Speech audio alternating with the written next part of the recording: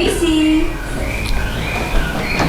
Halo. Halo Mas Nasiro. Apa kabar? Baik. Yang penting sehat ya. Harus sehat Mas. Silakan Grace. Bisa langsung ini kita masuk Mas. Silakan. Ya. Ya, ini studio saya. Silakan. Ya.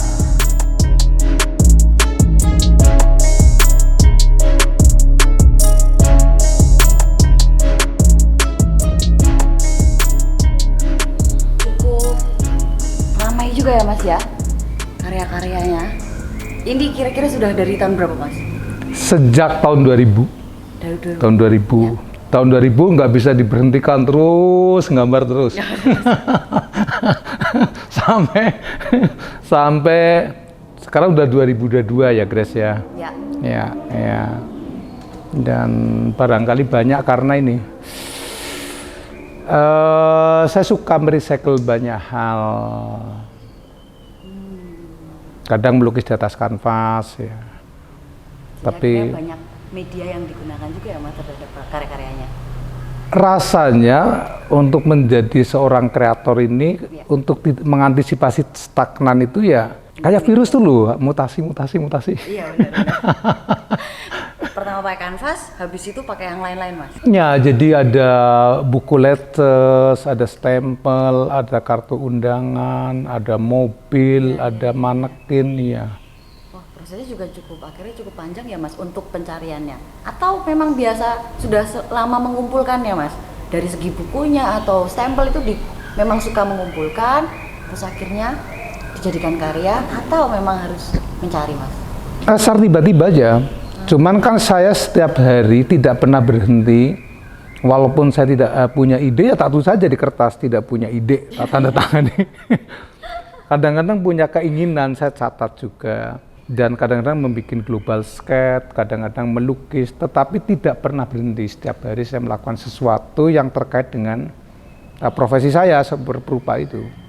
Iya. Oke Mas, sebelum kita ngobrolin karya lebih jauh Mas, mungkin sahabat latar pengen tahu nih Mas tentang awal karirnya Mas Nasiro. Oh, mau duduk? Boleh? Oh iya. Faktor. Gimana Mas enaknya? Ya, mungkin mau di sini, saya di sini. Mungkin awal karirnya Mas, terus apa aja yang mendasari pertama kali Mas Nasiro tergerak menjadi perupa, atau memang itu sudah disadari sejak kecil? Barangkali ya, karena sejak kecil sukanya cuma menggambar. Tapi ada keberuntungannya juga karena tidak ada medium, jadi halaman orang tetangganya yang saya lukisi. Ya, di tanah itu. Dan secara kebetulan Grace, jadi kita bukan cerita romantik, memang faktanya bahwa keluarga saya itu dari saya sampai 5 saudara saya tidak sekolah. Ada yang tamat SD ya. Mungkin secara ekonomi juga mungkin ya pas-pasan lah ya. Jadi kakak transmigrasi di Aceh, di Palembang, di Lampung gitu.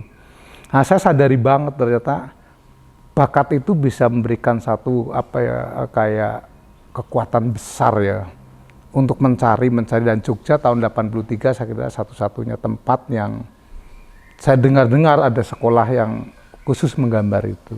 Iya. Ya. Dan menariknya pas waktu ke Jogja di IKIP itu ada pameran seni batik kontemporer. Udah ada istilah kontemporer. Sudah mulai muncul. Yang diprakarsai oleh Bambang Utoro, ada Damas, ada Mujita, ada Mustika, ada Kuswaji. Nah, niat mau sekolah menggambar itu berubah. Jadi saya kepingin menggambar, tetapi yang belum menemukan di daerah saya karya seni yang di atas bahan waktu itu birkolin apa namanya dulu. Jadi kainnya itu batik. Jadi saya memutuskan mengambil kriya. Jadi seni yang applied, yang seni kriya itu yang batik, yang carving itu loh. Pada saat tahun 83 di Sesri waktu itu, Sekolah Seni Indonesia, bukan ASRI. Kan dulu kita di Karangmalang itu loh, Sesri ya. Oh, berarti kalau waktu itu SMA SMK-nya tidak di Jogja Mas? SMA-nya namanya Sesri, Sekolah Seni Indonesia itu.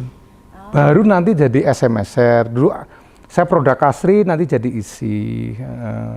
Ternyata benar dengan batik ini, saya bisa menghidupi dirinya dan membayar sekolah. Dengan waktu belajar baru 2 bulan, saya bisa memberanikan diri untuk jualan kartu Natal, kartu Lebaran, kartu Tahun Baru di pinggir di depan duta itu, depan Seni Sono, bukan kok Seni Sono, Jalan Solo. Yeah. Sambil lama-lama mengembangkan batik itu menjadi kartu undangan, kartu Natal, kartu Lebaran. Waktu itu dicetak sendiri Mas, atau memang gambar satu-satu? Sendiri, iya, satu-satu. Iya, lebarnya satu, iya. Cuman kita akali, mamanya nyanting satu ini terlalu lama. Ya. Akali apa itu? Siasati. Jadi itu kaleng susu itu kita bolong-bolongkan itu, dilubangi belawahnya. Jadi cara membatiknya lebih ringan. Nanti kita potong-potong, kita frame sama itu, nanti ditulis Selamat Natal, Tahun Baru, Selamat Hari Idul Fitri. Dan kita jajakan di pinggir jalan itu. Ya. Habis itu Mas, setelah itu lanjut ke tahun 87 saya daftar ITB. Gawat banget. Nggak di seni malahan? Seni rupa. Oh, ITB. Iya, seni rupa. Ya. Karena kalau dari dulu yang applied harus ke applied. Jadi kalau yang fine harus ke fine. Jadi daftar ITB dulu, setelah itu kan lebih duluan ITB. Ya. Terus asri, masih asri yang gampingan itu. Ya. Saya ngambil seni lukis, di ITB juga ngambil seni rupa, di sini juga ngambil dunia seni lukis itu. Akhirnya dua-duanya? Kalau saya ditanya biasanya, loh yang ITB diterima enggak? Oh enggak, karena saya daftar ITB pengen dapat istri cantik, enggak diterima. Enggak diterima sih, diterima. Cuman harus ada formulir pengembalian pendapatan orang tua per bulan dulu.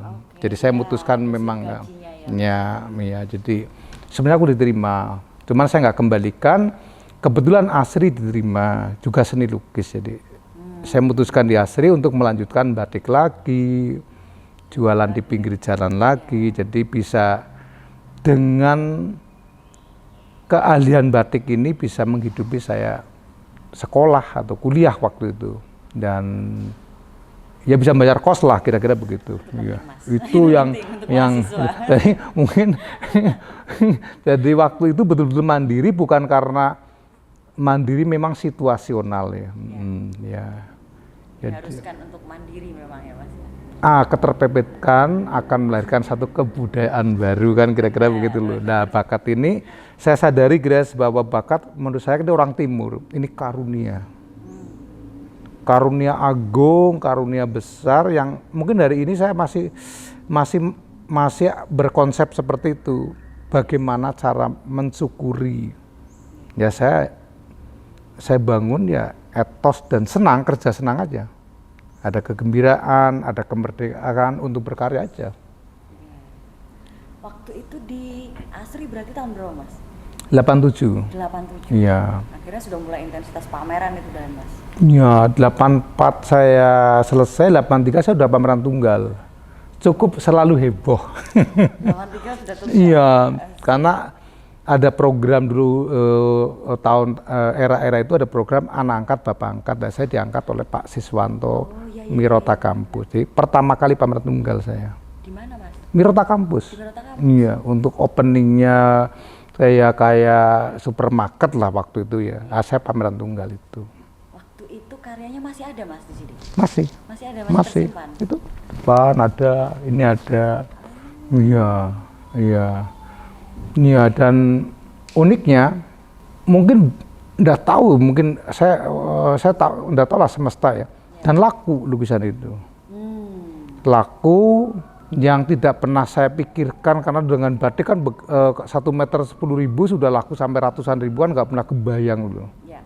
Dan tahun 85 sampai itu saya udah mulai berpikir kalau nanti saya dapat rezeki dari saya berkesenian itu, sebagian akan saya sisihkan, yaitu untuk melacak ataupun bukan mengoleksi ya, melacak apa yang ditinggalkan oleh pendahulu-pendahulu kita. Jadi ada waktu saya beli pertama kali suratnya Sudarso. Suratnya? Iya. Koleksi pertama? Iya. Itu Itu waktu itu ngelacaknya berarti? Ada di Sanggar Bambu. Oke. Setelah itu Sanggar Bambu, kan dulu Sanggar Bambu sebagai medan transit seperti Galeri Sinisono itu. Ya. Suratnya Pak Darso, suratnya Sujoyono, sketsanya Hendra dan sebagainya lah, kira-kira begitu. Kan terjangkau lah harganya itu. Untuk mengkoleksi itu sudah dimulai sejak kuliah, Mas? 85 sudah.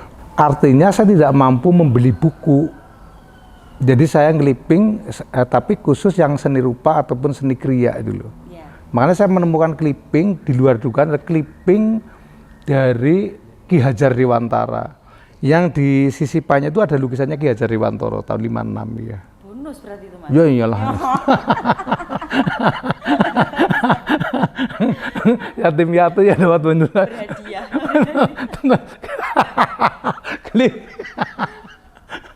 Jangan buka-buka bonus, agak malu saya.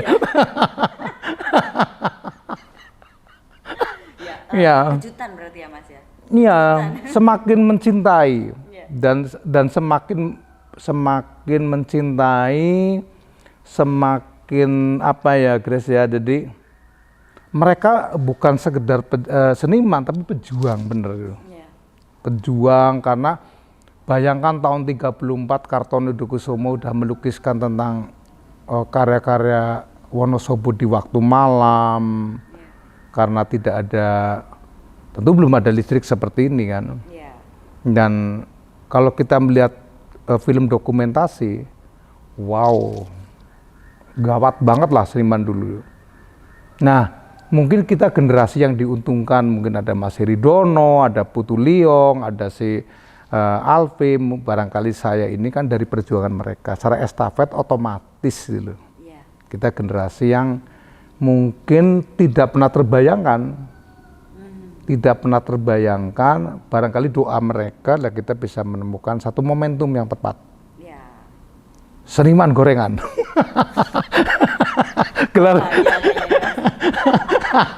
Gelarnya keren, seniman gorengan. Seniman gorengan. Daripada kita ngobrol yang ke sana, Mas. Iya. Saya mau tanya nih, Mas. Kalau dari akhirnya intensitas yang ada di Jogja, akhirnya pameran pertama kali di luar Jogja itu kapan, Mas? Mr. Jasdev Sandu itu pertama kali adalah saya yang pameran.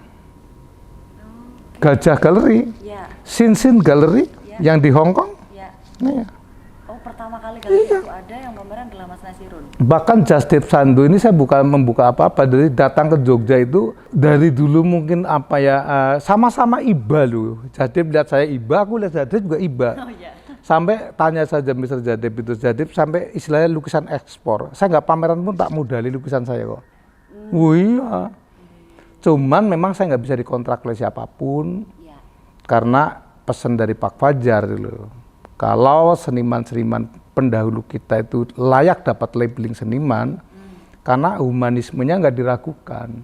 Saya khawatir, bukan anti dikontrak, takutnya saya menghormati kontrak itu, tapi batasannya saya kan mau pameran di pinggir kali ya. Kalau saya ada waktu juga mau, kalau diberi kesehatan juga aku mau pamer. Jadi kadang-kadang kan juga ada seniman otodidak yang kepingin pameran, kalau ada kesempatan kita pameran bersama kan.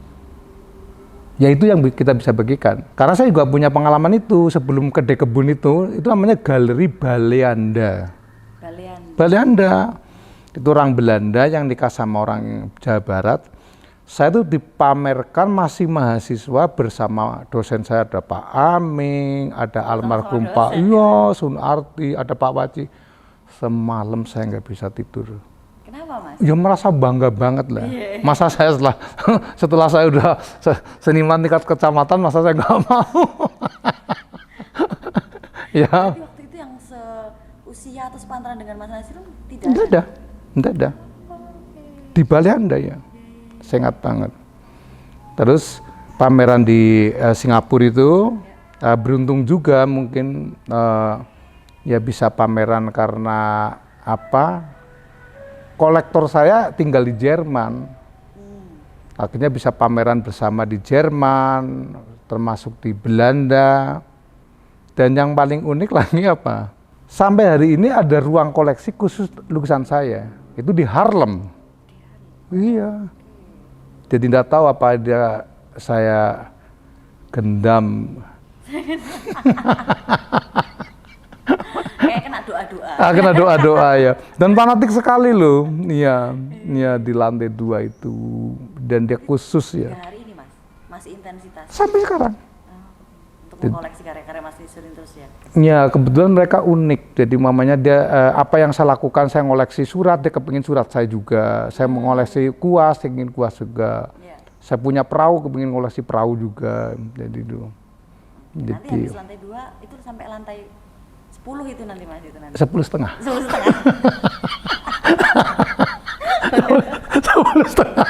Nawar-nawar gitu. Iya, oh iya, biasa dagang. Harus belajar berarti saya habis ini. Iya. Nah Mas, selama proses itu akhirnya apa saja sih yang bisa dibagikan Mas Nasirun terhadap seniman-seniman muda terkait cerita mengawali proses untuk sampai ke pameran internasional Mas? Kalau bisa sih jujur agak sulit memang. Aku juga lagi belajar jujur kok ya sulit dulu kan. Iya. Jadi kalau kita presentasi pameran, kata hati kita kan sebenarnya mau apa sebenarnya kan harus digenggam lah ya. Mau berbagi untuk mencerdaskan publik ya enggak apa-apa. Kalau kepingin laku ya ngomong saja. Yang penting kan kita kepingin ditulis di media juga nggak apa-apa. Jadi jangan konslet raga kita menjadi objek. Kalau kepingin laku ya udah ikrar aja, kita sendirian kok. Barangkali nanti kepingin laku suatu saat bisa berbagi dengan para dosen kita atau guru kita kan nggak apa-apa kan. Kalaupun belum dapat laku kan berarti belum rezekinya. Jadi bisa menerima. Nah terus kalau ingin mencerdaskan ya bilang aja. Kalau saya tak niati, setiap sebuah event, sebuah pameran ya saya niati. Seperti itu, jadi mungkin saya menengok ke belakang nggak apa-apa ya. Barangkali apaan itu ekspresi yang jadi lukisan mungkin sibuk melukisi jiwanya, bakatnya kok. Iya benar. Tidak diniatkan untuk internasional gitu ya Mas? Kayaknya enggak. Dan menarik kan, saya masih menangnya zamannya Pandi. Belum ada sosial media, kalau melukis di desa itu penontonnya banyak. Penontonnya bahkan saya tidak bisa menyebut Afandi, Effendi. Boro-boro lukisannya mungkin nggak ngerti sama sekali. Nah itu yang sampai hari ini terngiang-ngiang sekali. Kok bisa ya? Kecuali mungkin apalah ya. Tapi kalau dari Mas Nasirun sendiri, dulu proses awal untuk masuk ke ranah internasional seperti apa Mas? Ruang koleksi ini ternyata punya magnet tersendiri. Ya saya bersyukur karena pernah ada tamu dari China, aku dapat undangan di International Biennale. Ada kunjungan dari Jepang, saya bisa pameran tunggal di Tokyo. Tunggal di Mizuma Art Gallery. Berarti berkahnya itu dampak dari studio yang dirancang ini? Ya, barangkali ini aku mau berbagi juga bahwa tidak hanya ruang koleksi, barangkali semua studio seniman ini, seni rupawan ataupun seniman lain, aku pikir kalau mappingnya benar kan menjadi sebagai destinasi wisata ya. Ya saya bersyukur, nggak pernah kebayang umpamanya seorang Fukutake yang punya Naoshima Island datang kemari, Mori Museum, San Francisco Museum itu kan berkat dari barangkali ada ruang koleksi. Tentu otomatis kita juga harus membangun kelenturan kan, untuk membangun connecting harus ada kelenturannya. Ternyata ini dimasukkan katanya destinasi wisata Aman Jiwo Hotel itu. Iya, makanya saya pernah diundang di Lyon. Cuman nanti ini baru saya kumpul-kumpulkan, kalau pameran di Indonesia ya paling ya mungkin CV-nya ya pameran di RT5, RT3. Di Lyon, di Museum Kontemporer ya, bahkan untuk banner loh kata saya. Menarik gitu Mas. Ya nanti barangkali dari rendahan ini Grace bisa menjadi buku lah, itu mungkin layak untuk tampil ada di sana gitu loh. Kan tidak mudah berkesenian. Kalau hanya menggambarkan sebagai praktisi kerja kita memang. Tapi kerja kebudayaan kan nggak mudah. Bagaimana kita membangun satu pattern yang kalau bisa terbawa pada nilai-nilai positif, nggak mudah loh tuh. Take and give-nya kan menjadi beda. Itu. Bukan hanya komitmen ya Mas, tapi jadi akhirnya dijalani. Dijalani, Hari. iya harus, iya harus. Mas, kita boleh keliling lanjut lagi, Mas? Oh berarti ini minta dibohongi lagi, oke. Oh, minta dibohongi. Ya boleh sedikit dibohongi.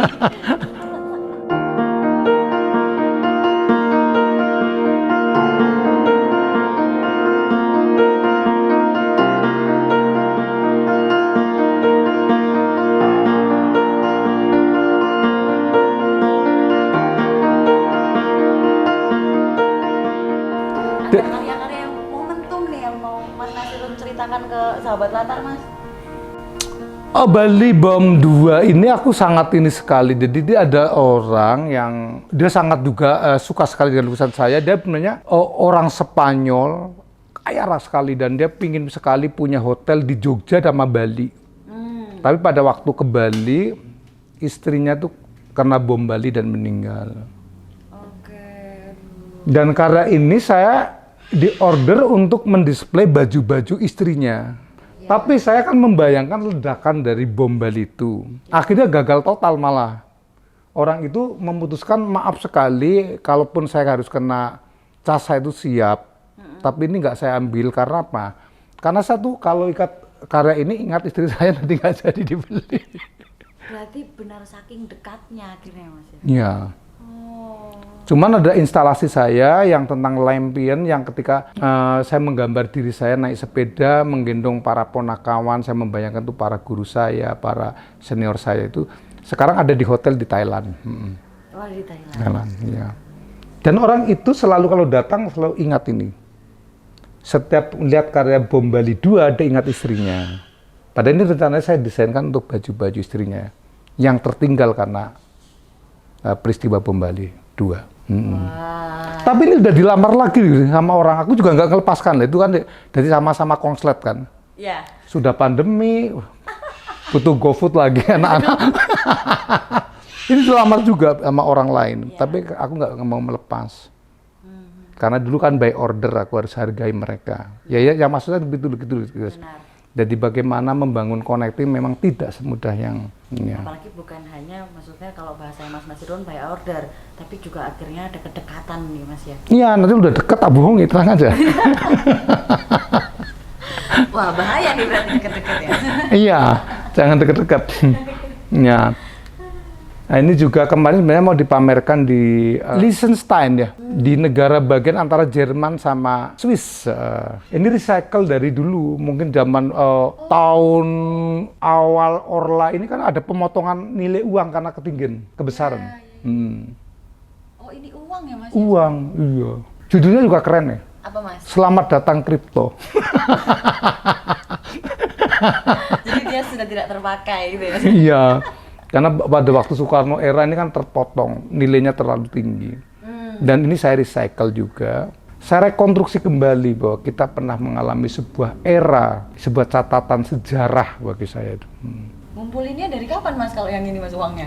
Memang sudah lama berarti punya? Iya, makanya udah gagal lah jadi pelukis pengepul. Jadi nggak bisa disebut seniman, nggak mau, Mas? Nggak, pengepul aja.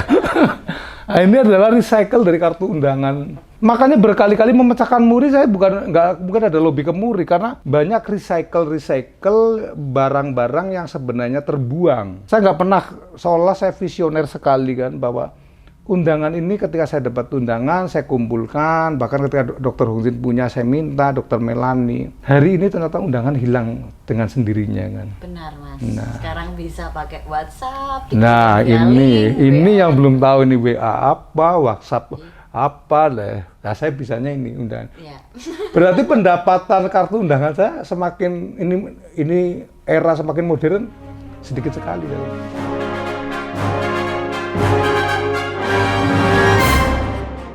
Oke, oh berarti inspirasi karyanya itu pun dari pameran Iya. dari undangan itu. Iya. Dan pernah terkumpul 1.280 yang akhirnya saya pamerkan di Salihara. 1.280 undangan. Kartu undangan. Kartu undangan. Iya, dan lucunya saya ditanya, ini ada yang beberapa yang minat itu loh. Harganya berapa? Loh, saya bingung. Tapi ada yang dilepas, Mas? Ada sekitar 250-an kartu undangan. 250. Iya.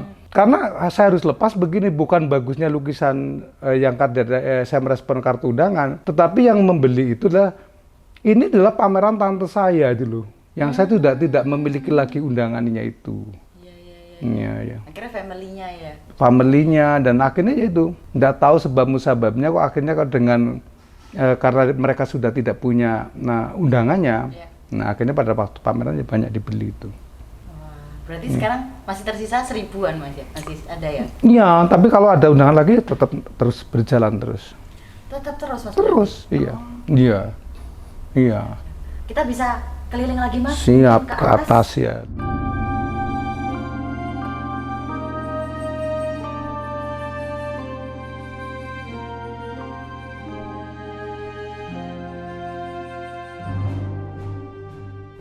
Nah, ini karya-karya yang dipesan oleh almarhum Slamet Gundono tentang wayang burung yang almarhum belum sempat melihat, dan almarhum sudah pulang ke Pangayunan Gusti, udah meninggal. Ya. Berarti belum sempat tahu ya Mas? Belum sempat tahu, hanya order aku bikinkan wayang karton, wayang burung, wayang robot, wayang pawukon. Berapa banyak Mas ini? Iya. Ini dengan yang ini juga? Iya. Banyak sekali, bahkan masih ada di gudang. Dulunya rencananya saya ingin bikin labirin bahwa pameran itu tidak harus berjarak tapi menyentuh dengan karya, dan kepingin Gundono itu almarhum itu mengidungkan dalam lorong-lorong senyap di labirin itu. Ternyata senyap beneran Gundono meninggal ya. Iya, dipanggil pulang ke semesta ya. Ini kaki dan tangan saya cetak, Grace. Ini juga satu-satu nggak ada yang sama, dan ini saya gambari di era pandemi ini. Hanya 2 dibawa ke London. Ada kolektor dari India, orang India di orang London yang kakinya sekarang ada 2 ke London. Terhitung nggak Mas berapa banyak? Mungkin kurang lebih 200 sampai 300 ya mungkin. Pasang? Iya. 200 sampai 300 pasang? Iya. Yaitu jadi sepanjang ada ide. Mungkin beginilah, ide itu datang kan setiap saat, tergantung kita mau dicerna dulu. Kalau saya tidak punya pencernaan yang bagus ya saya tulis. Suatu saat saya kepingin bikin ini, terus begitu. Jadi ada karya yang memang langsung melukis, tapi ada karya-karya catatan, mencatat dan setiap hari. Ya. Dan catatan ini pada waktunya juga akan keluar juga. Daripada saya bilang idealis, tapi karya itu saya pamerkan suatu saat lah, pada waktunya dia akan keluar juga. Berarti banyak karya yang akhirnya belum dipamerkan Mas? Banyak sekali. Makanya saya di hotel kan ada buku untuk bikin menu, pesan menu. Ya di hotel saya gambari, adanya coklat ya pakai coklat, adanya kopi pakai kopi.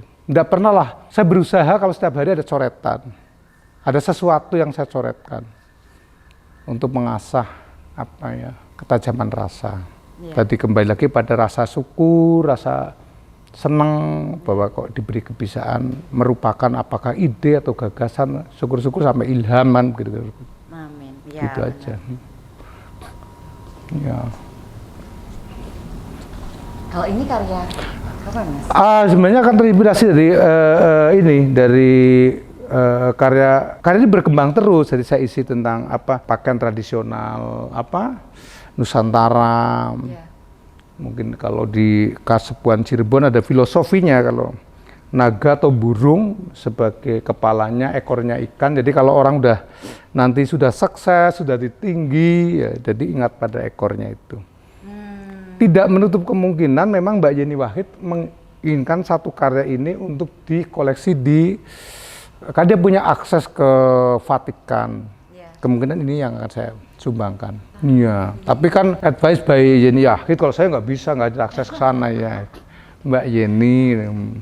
Saya ingin menunjukkan keragaman, kekayaan dari negeri Indonesia tercinta ini dengan pakaian-pakaian tradisional. Bisa mewakili Indonesia ya Mas ya? Iya. Bukan hanya sebagai perwakilan karya dari Mas Anasirun saja ya? Iya. Malah saya mungkin di sini malah nggak kelihatan nanti. Loh, di sini, ini pakaian Jawa, ini Aceh, ini Irian dan sebagainya. Iya. Oh, yang nggak ada ini, yang pakai jari kayak Mas Nasirun ya? Nggak ada. Ini paling. Ini 14 hari ketika Lockdown ya? Ya kita berusaha memang ikut lockdown, tetapi kan imajinasi kita, keinginan kita tidak bisa dibendung kan untuk tetap berkarya kan. Jadi setiap hari saya mencatat berita apa yang terjadi pandemik di seluruh dunia itu. Nah nanti baru diprintkan sama Yosepin yang nanti kita kolas. Tapi inti dari karya ini tidak akan selesai sebelum pandemi selesai. Dan ini akan banyak sekali nanti kolase-kolase dari tokoh-tokoh yang meninggal di era pandemi itu. Jadi ini nanti akan banyak kolase. Ada Glenn, ada Didi Kempot, nanti ada Radar Pancandahana, ada Dr. Sanyoto, ada Sri Hadi Sudarsono, ada Jaigan dan sebagainya. Saya lebih senang lah belajar untuk mengenang mereka. Karena apa ya, mereka jelas punya kontribusi, mereka punya jasa besar. Seberapa penting Mas? Ini saya sedikit tergelitik soal kenangan dan mengenang tadi Mas. Seberapa penting akhirnya apa yang kita lakukan itu nantinya wajib atau penting untuk dikenang Mas? Warisan Bung Karno jas merah ya. Jangan sekali-kali merupakan sejarah. Iya. Jangan kira mereka sudah pulang dulu ya, mereka sudah membangun sejarah walaupun seberapa kecil ataupun seberapa besar. Nah kita kan generasi yang masih diberi kesempatan untuk mengenang mereka, gitu. Ya, jadi ini memang harus menjadi karya dan ini nggak pernah terbayang dan bahwa karya ini saya mencatat terus bagaimana senyapnya tanah suci Muharram atau misa di Bolivia yang senyap dan sebagainya. Dan saya ketemukan lagi ketika ada berita yang sangat unik bahwa jagat pun bermasker. Ada patung Yesus juga di Brasil yang dimaskeri. Pandemik ini berarti dunia tidak normal. Berarti isi dunia ini ya berusaha normal. Makanya ada satu keinginan menuju kenormalan baru. Kalau boleh tahu nih berapa panjang ya Mas? Ya kalau 14 hari lockdown ya saya 14 meter lah kira. Per hari 1 meter ya Mas ya berarti ya? Ya terus menerus dan ini tidak akan selesai. Cuman ini mungkin ada satu coretan yang menarik bagi saya pada saat pandemi ini. Ya kita hanya bersandar pada satu kemahabesaran Tuhan kan. Yaitu Gusti mau apa? Siapa yang bisa menyangka, siapa yang bisa ngira tiba-tiba kita akan ada sebuah peristiwa yang saya kira nggak bisa dilupakan. Ada virus corona, ada pandemi, dan di seluruh dunia saya kira merasakan hal yang sama. Kalau ini tidak saya coba menjadi medium untuk mengenang, kalau sudah normal saya kira lupa. Dan ternyata memang corona nggak 14 hari ya Mas ya? Enggak. Sudah nyaris 2 tahun gitu ya Mas? Nyaris 2 tahun, dan tadi malam katanya di Inggris mutasi lagi. Aduh. Tadi CNN aku, kok mutasi, dan sudah malam lagi. Kalau proses dari bangunan-bangunan studio maupun ruang koleksi sampai dengan berkarya pada ruangan ini, boleh diceritakan Mas? Iya, jadi saya juga belajar mamanya cara membuat taman ya saya seperti melukis, cara membuat ruangan ini juga seperti berkarya, kira-kira begitu. Ya tentu, tapi ya konstruksi kan nggak paham. Nah, saya mungkin kerjasama, kolaborasi, arisan lah kira-kira, arisan ide dengan yang menarik. Katanya patung yang ada di Yunani arisan katanya. Jadi arisan ide, jadi kita akhirnya tahu porsi masing-masing. Saya kerjasama dengan Pak Eko Prauto akhirnya mudah itu loh. Paling aku bilang Pak Eko ini tidak ada gaji tetap saya, jadi kalau pendapatannya bagus ya nanti tukangnya tambah, kalau nggak ada ya diliburkan dulu. Tapi kalau ini kan akhirnya pada saat bangunan sudah jadi Mas? Iya, ini kan sebenarnya kan anak-anak itu kalau menyalakan lampu ini malam itu dia takut. Nggak mau, kalau matikan lampu juga mau, daripada aku mangkel, daripada saya tidak ini, setiap naik saya membawa spidol. Berarti mau nyalakan lampu, ya gambar dulu. Kalau pagi matikan lampu, ya gambar lagi gitu loh. Jadi tanpa terasa selesai ini. Takutnya tuh karena ini, ada Oh enggak, nyalakan lampu ini kan mungkin kan rumah besar kan mungkin. Jadi kalau mau nyalakan lampu ini dia takut. Karena pas lampunya aja, karena Iya. karya di sini atau karena Ya mungkin gelap? situasi gelap mungkin ya. Hmm. Jadi ini karena ini digambar karena mau nyalakan dan matikan lampu. Oke, ya. Jadi ini tidak pernah punya program ini nanti akan jadi apa enggak? Ya. Kalau nyalakan saya gambar, saya matikan saya gambar. Tahu-tahu selesai. Kalau nanti ada yang mau Mas, gimana Mas? Pernah ada orang Vietnam, ini mau dipindah ke Vietnam. Segini Mas? Semua. Semuanya? Iya. Terus? Iya. Dia nikah sama orang Amerika dan dia mau dibeli ini. Untuk galeri atau untuk apa dia? Oke. Tiap anakku nggak boleh. Iya. Ternyata anakku sekarang di print menjadi merchandise anak saya. Ini pernah semua mau dibeli, dibawa ke Vietnam. Iya. Sana aku. Karena ini Mas benar-benar menarik dan unik kan akhirnya. Jarang Iya. akhirnya yang ada begini. Cuman saya kalau nanti ditanya, loh, kok lantainya digambari? Iya, mau beli marmer mahal. Saya gambari aja. Tadi nggak mampu beli marmer tadi. Nah ini yang dari Amerika yang dia seorang pemain violen, akhirnya dia bikin mini konser di sini. Aku dapat ilmu yang luar biasa dari Eike Agus, Anda buka nanti dia suaminya orang Belanda. Iya. Dia dapat ilmu dan datang memberikan ilmu. Mungkin tidak diskriminasi karena mungkin orang Asia ketika belajar piano klasik di Amerika, dia basicnya adalah pemain violin. Dan mereka ketika konser itu nggak ada yang nonton dan dia selalu bercerita sama saya. Saya cerita itu terngiang-ngiang sekali. Mau ada yang datang menonton juga saya tetap lakukan konser. Tidak ada pun dia akan saya lakukan konser. Wow, itu top nih. Jadi betul-betul terharu. Komitmennya sebagai profesi. Karena hari ini kan kita kadang-kadang nggak siap. Dengan komitmen. Pengen punya profesi itu Mas, tapi nggak komitmen.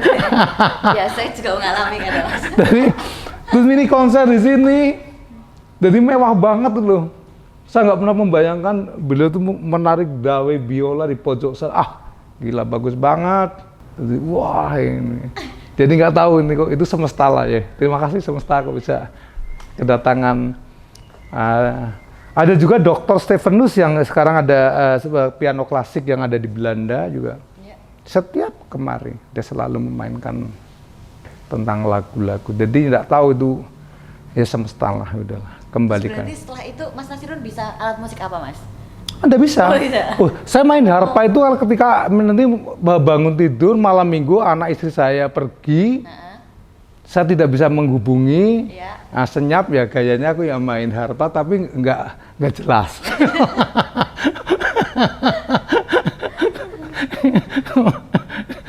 Bisa lah Mas, kan mau jadi musisi ya Mas ya?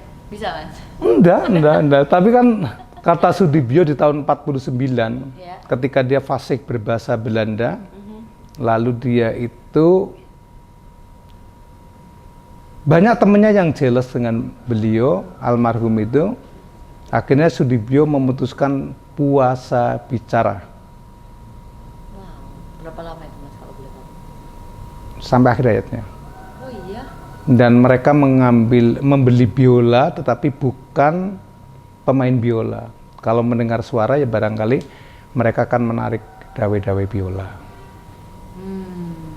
Dan dia tidak cerai tapi pisah dengan istrinya.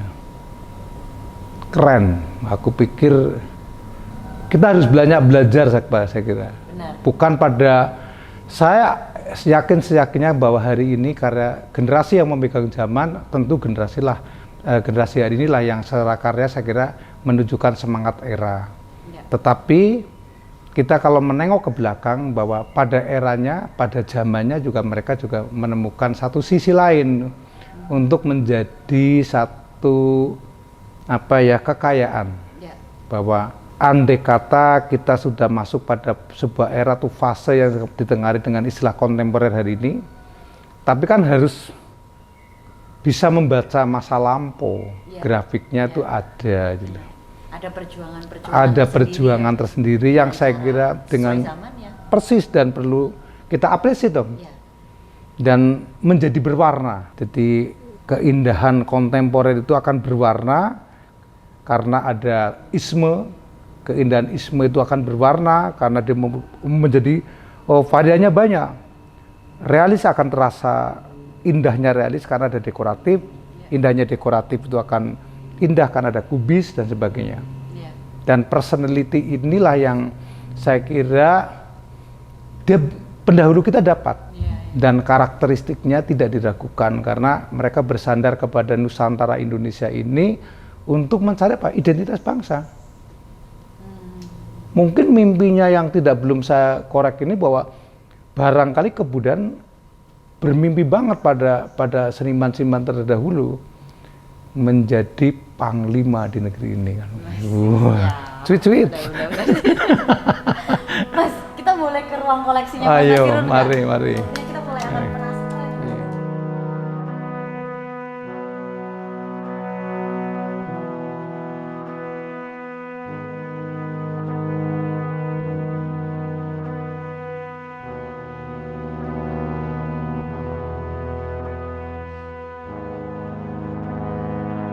Ya, jadi ini menuju ruang koleksi. Jadi ruang ini saya dedikasikan untuk mengenang para pejuang kebudayaan, para guru-guru, seniman otodidak, dan seniman-seniman di zaman Soekarno, zaman Orde Baru. Berarti untuk ruangan Mas, pertama kali berarti yang studio tadi ya? Ya, studio tadi. Terus ini merindukan banget saya punya ini. Suatu saat saya punya ruangan ini untuk mendisplay karyanya Fajar, karyanya... Tahun berapa Mas ini? Tahun 2000. Ini adalah orang Indonesia pertama kali, Budiani, yaitu yang ahli mencetak tentang manekin itu.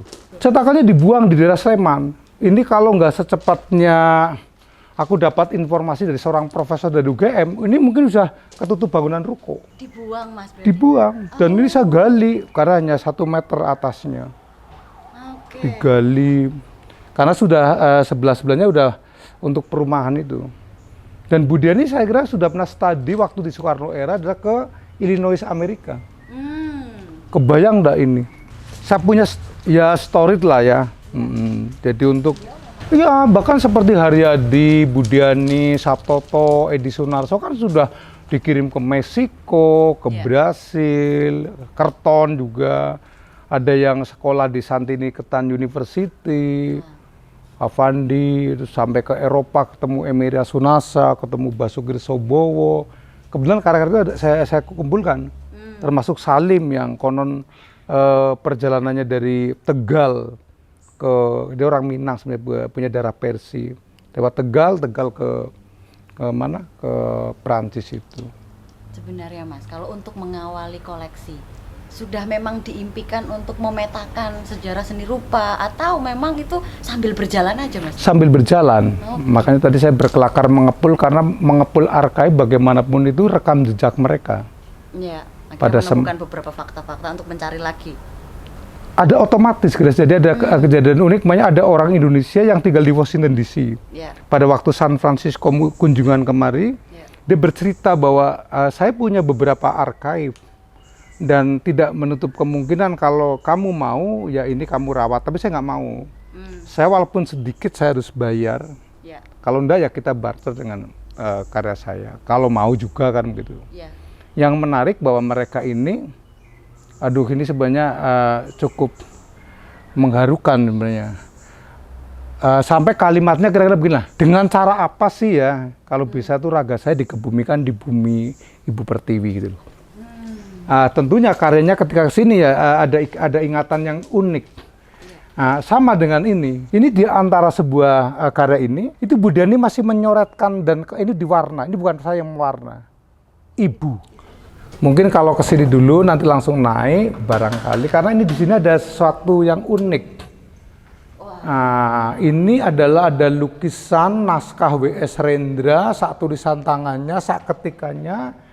Bahwa Rendra ini melukis untuk cover-covernya, dan ini adalah Ibu Sumiati Rahman yang dipercaya Rendra. Jadi tadi Grace mungkin meragukan bagaimana, dan harus meragukan memang saya juga ini data yang paling valid bahwa sampai kabut kebagian puisi Rendra pun dia ditulis dengan baik sama almarhumah Ibu Sumiati Rahman. Dan di situ juga terjadi kolaborasi yang unik di mana Rendra ini ternyata pernah kolaborasi dengan Fajar Siddiq tentang Pura Paliatan itu. Iya.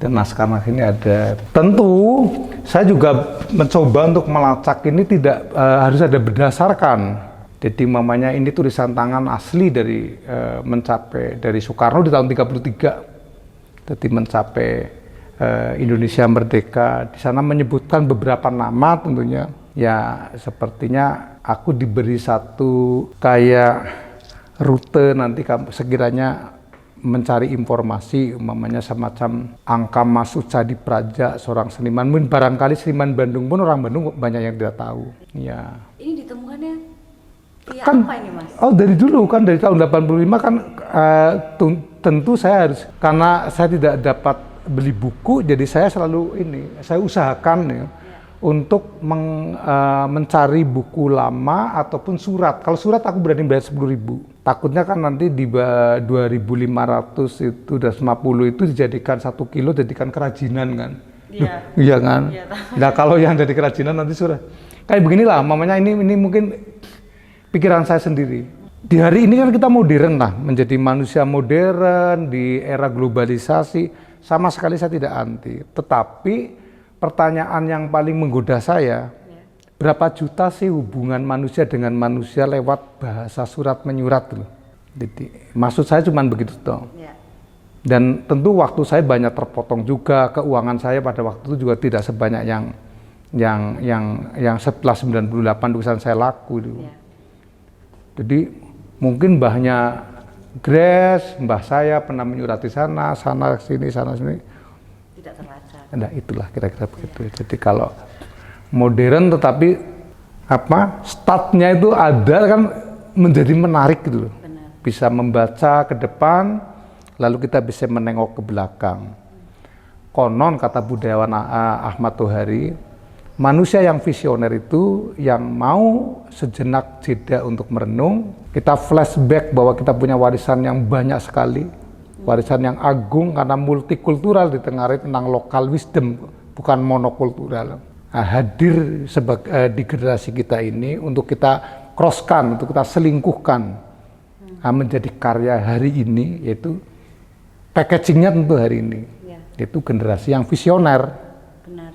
Itu yang diharapkan. Jadi kita sudah punya warisan, tapi bukan mungkin tanah atau rumah atau deposito, tapi multikultural tadi. Benar. Karena memang kadang kita nggak mengira bahwa apa yang terjadi di dahulu itu sebenarnya terhubung dengan yang saat ini. Tepat sekali. Siklus kan. Ya. 39 watercolornya Rustam Aji udah seperti ini, aku bingung. Iya benar. Kalau 45 Indonesia Merdeka, 39 membingungkan saya kan. Iya. Artinya on the spot ya. Oh iya, ini juga yang ditulis Subekti, ini juga mungkin saya tambahin dikit. Ini juga berharap banyak. Generasi yang modern ini juga harus punya persinggungan dengan warisan kebudayaan. Jadi balance. Maka lahirlah Taman Siswa itu kan. Iya. Jadi pendidikan yang dari barat kita terima, tetapi kebudayaan yang lokal kita ikut mewarnai. Jadi pinter secara yang logik tadi, tapi kaya secara batin. Benar. Dan Taman Siswa bukan hanya sebagai secara pendidikan, tapi juga seni rupa sendiri ya Mas. Akhirnya memang tidak hanya seni rupa, seni tarinya juga itu jadi maksudnya bahwa bangsa yang besar ini tidak harus kebudayaan Jawa, mungkin kebudayaan Tidore ya mungkin pendidikan umumnya lalu dia mengenal kebudayaan Tidore. Jawa Barat juga begitu, Jawa Tengah juga begitu, Banyumas juga begitu, Irian juga begitu. Untung kita punya pusaka. Istilahnya Rendra. Bukan kesukuan, tidak ada Yong, Indonesia, berarti anugerah. Dari bangsa yang berbeda, dari bahasa yang berbeda, dari multi etnis, tapi kita bisa diikat. Dan secara kebetulan, pendiri bangsa ini punya kedekatan dengan kesenian, ya Soekarno tadi. Benar. Itu yang dasar. Yang akhirnya ikut mendorong tadi untuk percepatan pertumbuhan. Iya, mempunyai karakteristik. Makanya ada 3 hotel seperti HI itu dulu adalah Seniman punya keterlibatan yang sekarang Kempinski. Bali Beach Hotel kebetulan reliefnya saya ketemukan. Bali Beach Hotel dan Ambarukmo. Jadi modernnya tidak secara bangunan fisik harus mirip Amerika, Singapura, Hong Kong, tetapi modernnya ini modern Jakarta seperti ini, modern Jogja seperti ini, modern Bali seperti ini, Surabaya seperti itu. Dan bisa dipetakan, Mas. Nah, saat Soekarno memimpin, bangunan-bangunan itu visualnya tidak main-main, tidak sederhana kan. Dan dilombakan, salah satunya ini. Ini adalah patung Haryadi yang dilombakan nanti sebelum menemukan Tugu Selamat Datang. Wow. Dan ini karena yang menjaga adalah Sudarmi orang SIM, tingkat fobianya tinggi sekali, dan ini patung dililin dan dimasukkan di kolong itu. Makanya Haryadi itu di mesnya Seniman waktu itu di belakang Kempinski, karena siapapun yang dapat nanti juga tetap merekonstruksi bersama. Ada Trubus, ada Edi Sunarso, ada Haryadi, dan sebagainya. Dan ini salah satu artefak yang saya ketemukan itu. Tapi waktu itu dilombakan berarti kalah ya Mas? Kalah ya. Dan karya ini disimpan oleh Sudarmi Zakaria, anggota SIM itu. Dan ini bagi saya itu juga menarik sekali. Grace saya menarik, pesan kedalamannya itu loh, bahwa patung ini ada self portraitnya Trubus. Ya. Jadi Trubus ini mungkin saya tidak teruskan mungkinnya, jadi mungkinnya saya tutup aja bahwa Trubus ini sebelum meninggal ini selalu menitipkan karyanya kepada sahabat-sahabatnya, apakah patung atau lukisannya. Jadi dengan kalimat, nanti kalau istri saya butuh hidup, butuh makan dulu, tolong jualkan dulu. Jadi hubungannya dulu itu betul-betul tidak hanya pada hubungan persahabatannya itu kental, karena penggapaian nilai kebudayaannya itu oke banget dulu. Jadi kalaupun dia terjadi satu miss, terjadi kompetisi, tapi kompetisi untuk tetap maju, tetap ujungnya kebudayaan, nasionalisme, kan begitu. Baik secara profesi jalan, relasinya jalan. Keluarga tetap nomor 1. Itu yang saya kira kita harus banyak belajar dengan beliau. Ya. Dan saya di tahun 62 saya temukan sebuah teks surat, buku sebenarnya bukunya Modigliani, yang ditulis oleh Nasar. Jadi kalau nggak salah teks kalimatnya bahwa jam 10 pagi saya salah jalan tujuan ke Asdrafi, berharap ketemu orang loh, bukan ketemu kolektor, bertemu galeri. Tolonglah sedikit.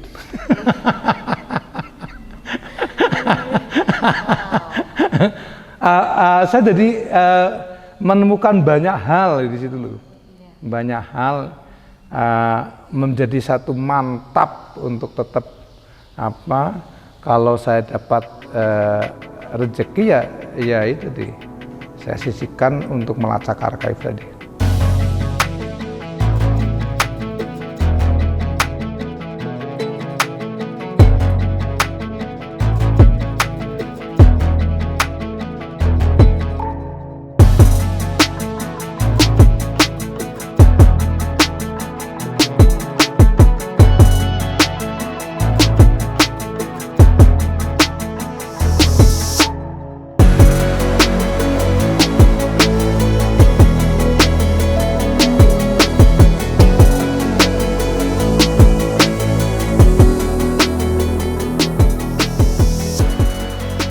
Ke depan mungkin doanya aja, saya ingin mengoleksi foto-foto.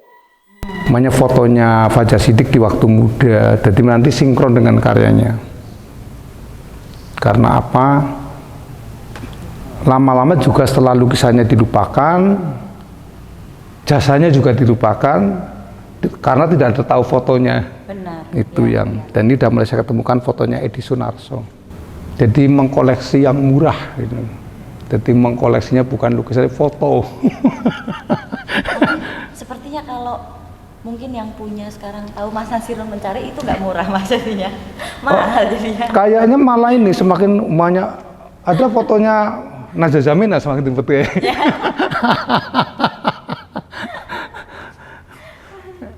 Malah disembunyikan. Iya. Tapi kan ini semua kan bagi saya adalah yaitu tadi belajar kerja kebudayaan. Ya. Karena saya diberi profesi menggambar itu sebagai praktisi tentunya kan, dan ingin sekali mamanya yang datang berapa ribu orang tapi satu aja terinspirasi, bagi saya satu keberhasilan. Ya, benar. Karena memprestasikan karya buat publik kan tidak mudah. Ya. Mungkin malah kadang-kadang loh, ini mungkin bukan kadang-kadang, mungkin hari ini mungkin kita bisa menjadi renungan bersama. Pameran pada pembukaan ramai sekali, setelah itu senyap sekali sampai penutupan. Dan realita ini kan bisa menjadi renungan bersama. Nah dengan satu aja orang terinspirasi, bagi saya sudah cukup keberhasilan. Menurut saya agak blunder lah pameran dari ini, termasuk saya juga blunder. Kalau seni untuk rakyat yang mana? Yang pameran Grace yang nonton saya, yang pameran saya nonton Grace kok. mungkin saya kira tanpa disadari Avandir melakukan satu riset, tapi tidak menyebut dirinya riset, karena mereka selalu mungkin setiap saat dia malah pameran ketika dia punya ide, karena dia melukis on the spot dekat dengan masyarakat. Jadi mereka dikira saya itu mengumpulkan para imigran, nama-nama para pelukis. Jadi itu menurut saya menarik sekali ya. Jadi UNHCR cabang di Indonesia itu loh.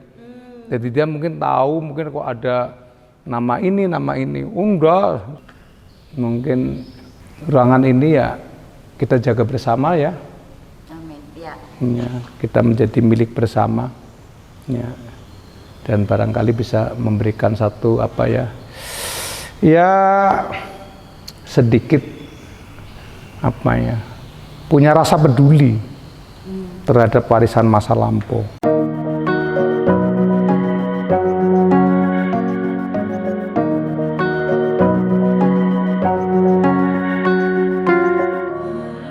Oke, terima kasih sekali Mas Nasirun sudah keliling sama-sama dari studio sampai ke ruang koleksi, luar biasa. Dan kira-kira mungkin teman-teman yang di sana nanti akan segera berkunjung kemari. Siap. Diperbolehkan ya Mas? Oh, boleh. Ya. Terbuka untuk umum ya Mas ya? Terbuka untuk umum. Kalau jamnya Mas? Kalau terkait jam? Iya, jam 8 mungkin sampai jam 12 ataupun sore. Kalau siang hari ini Istirahat. Siesta.